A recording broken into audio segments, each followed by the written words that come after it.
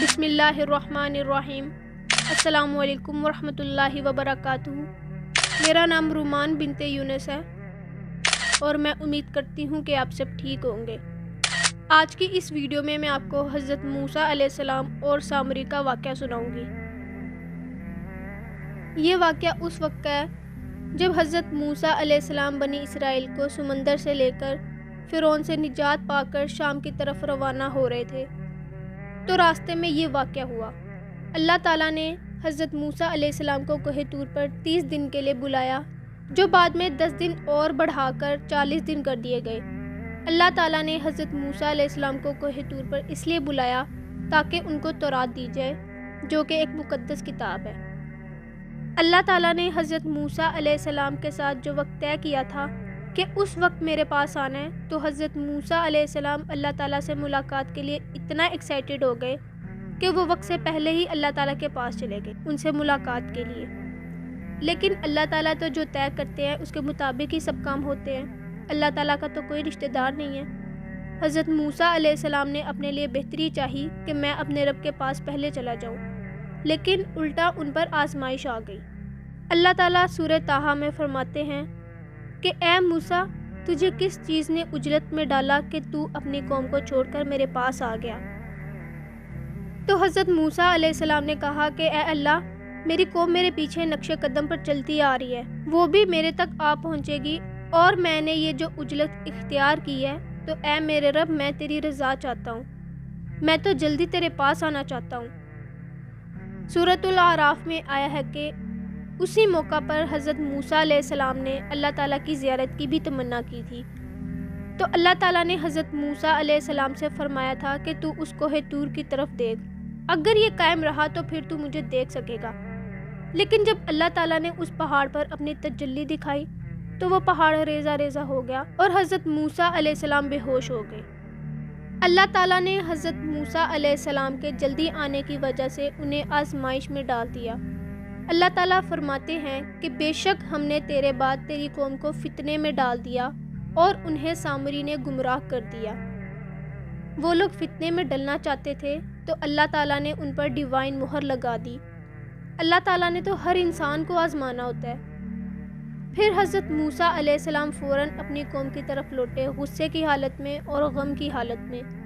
اللہ تعالیٰ نے ان کو ٹریننگ دے کر اینڈ پہ بتایا تھا حضرت موسیٰ علیہ السلام کو کہ تمہاری قوم گمراہی میں پڑی ہوئی ہے۔ اگر اللہ تعالیٰ پہلے بتا دیتے تو حضرت موسیٰ علیہ السلام نے تو ٹینشن میں ہی رہنا تھا۔ انہوں نے اپنی قوم سے کہا کہ اے میری قوم، کیا تمہارے رب نے تم سے اچھا وعدہ نہیں کیا ہوا تھا؟ یعنی جو توحید کی بدولت جو ہمیشہ کی کامیابیاں تمہاری مقدر ہونے والی ہیں، کیا تم نے ان وعدوں کو جھوٹا سمجھا کہ تم نے اتنی گری ہوئی حرکت کی کہ ایک بچڑے کی عبادت شروع کر دی، اور وہ بھی لوہے کا بنا ہوا؟ کیا تم یہ میرے جانے کے بعد اتنا لمبا عرصہ گزر چکا تھا کہ تم وہ عہد توڑ بیٹھے؟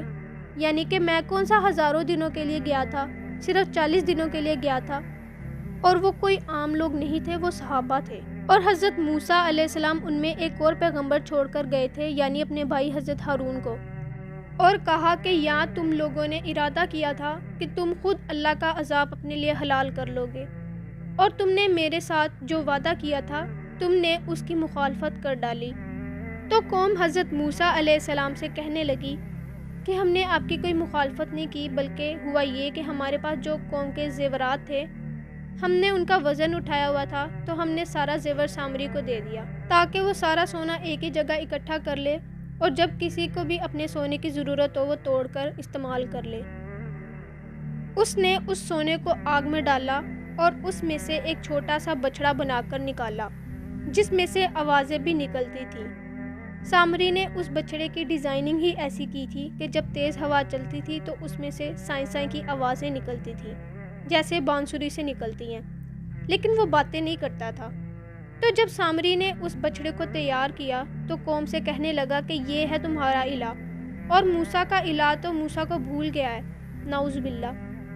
اللہ تعالیٰ فرماتے ہیں کہ انہوں نے اتنی بھی عقل استعمال نہ کی کہ وہ ان سے باتیں تو کرتا نہیں ہے، نہ ان کو کوئی نفع یا نقصان دیتا ہے، لیکن پھر بھی گمراہی میں پڑے ہوئے تھے۔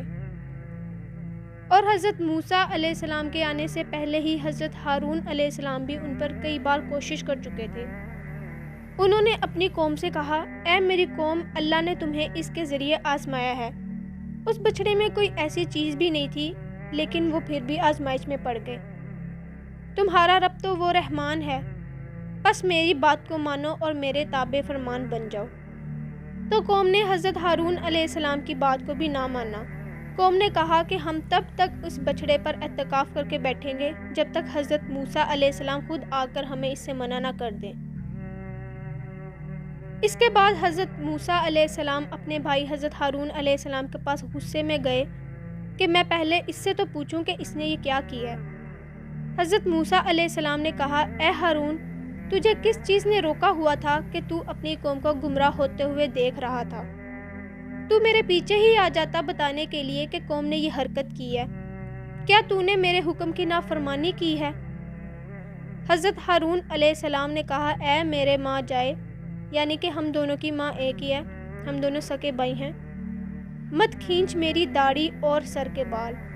حضرت موسیٰ علیہ السلام بہت جلالی قسم کے نبی تھے، تو انہوں نے اپنے بھائی کے سر کے بال اور داڑھی کو پکڑ کر خوب جھنجھوڑا۔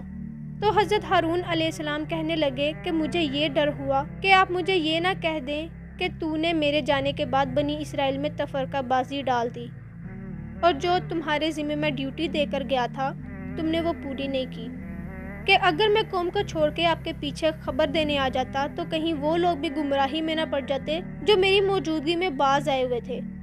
تو اس کے بعد حضرت موسیٰ علیہ السلام مجرم کی طرف گئے جو تھا سامری، کہ بتا کہ تم نے یہ کیا کام ڈالا ہوا تھا۔ وہ کہنے لگا کہ میں نے ایک ایسا منظر دیکھ لیا تھا جو باقی لوگوں نے نہیں دیکھا تھا۔ سامری نے حضرت موسیٰ علیہ السلام کے ساتھ حضرت جبرائیل علیہ السلام کے گھوڑے کے قدموں کے نشان دیکھے تو ان قدموں کے نشان سے مٹی اٹھائی تھی اور اسے بچھڑے پر ڈال دی تھی۔ تو حضرت موسیٰ علیہ السلام نے سامری سے کہا کہ نکل جا یہاں سے، دفع ہو جا، اور اسے بددعا دی تھی کہ تو پوری زندگی لوگوں سے کہے گا کہ مجھے کوئی بھی نہ چھوئے۔ اللہ تعالیٰ نے اس کو ایک ایسی بیماری میں مبتلا کیا کہ جب وہ کسی کو چھوتا تو اسے بھی تیز بخار ہو جاتا، اور جسے چھوا جاتا تھا اسے بھی تیز بخار ہو جاتا تھا۔ تو وہ ہر وقت یہی کہتا رہتا تھا کہ مجھے کوئی بھی نہ چھوئے۔ تو اللہ تعالیٰ نے پوری زندگی کے لیے اس پر یہ سزا مسلط کر دی تھی۔